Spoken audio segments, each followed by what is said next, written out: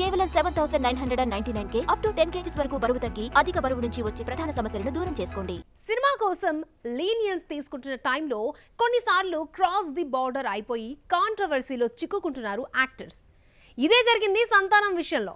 వివాదంపై దారిపోయిన వాళ్లకు సంజాయిషి ఇవ్వనక్కర్లేదన్న star comedian ఎట్టకేలకు దిగొచ్చాడు.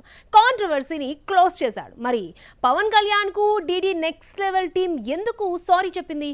ఏంటా వివాదం? సినిమాటిక్ లీనియన్స్ సమ్టైమ్స్ హద్దులు దాటి మనోభావాలు దెబ్బతినే స్థాయికి చేరుకుంటుంది. దీంతో ప్రాబ్లమ్స్లో చిక్కుకుంటుంది మూవీ. అలాంటి ఇష్యూలోనే చిక్కుకుంది డీడీ నెక్స్ట్ లెవెల్. సంతానం హీరోగా ఆర్య నిర్మిస్తున్న ఈ ప్రాజెక్ట్ విడుదలకు ముందు వివాదం కొని తెచ్చుకుంది. దానికి కారణమైంది కిస్సా 47 సాంగ్. ర్యాప్ సాంగ్లో భక్తి గీతం శ్రీనివాస గోవింద యూజ్ చేయడం వివాదమైంది. హిందువుల మనోభావాలు దెబ్బతీసేలా సాంగ్ ఉందని మండిపడుతున్నారు శ్రీవారి భక్తులు.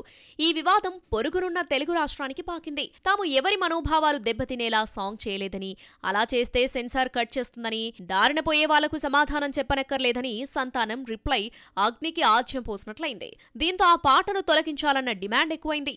అలాగే తమిళనాడులో సేలంతో పాటు తిరుపతిలో సంతానం ఆర్యపై ఫిర్యాదులందాయి. 100 కోట్ల నష్టపరిహారం చెల్లించాలని కోరుతూ ఓ పార్టీ అధికార ప్రతినిధి ఏపీలో దావా వేశారు. దీంతో వివాదం చిలికి గాలివానలాగా మారింది. వాంటెడ్ గా చేయకపోయినప్పటికీ వివాదం పెద్దదయ్యేసరికి నివారణ చర్యలు చేపట్టింది డీడీ నెక్స్ట్ లెవెల్ యూనిట్.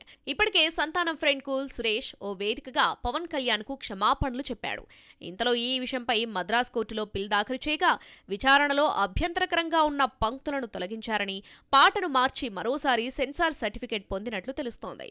ఈ మధ్యకాలంలో కాంట్రవర్సీ బొమ్మలపై నెగిటివ్ ఇంపాక్ట్ క్రియేట్ చేస్తుంది. మరి డీడీ నెక్స్ట్ లెవెల్ రిజల్ట్ ఎలా ఉంటుందో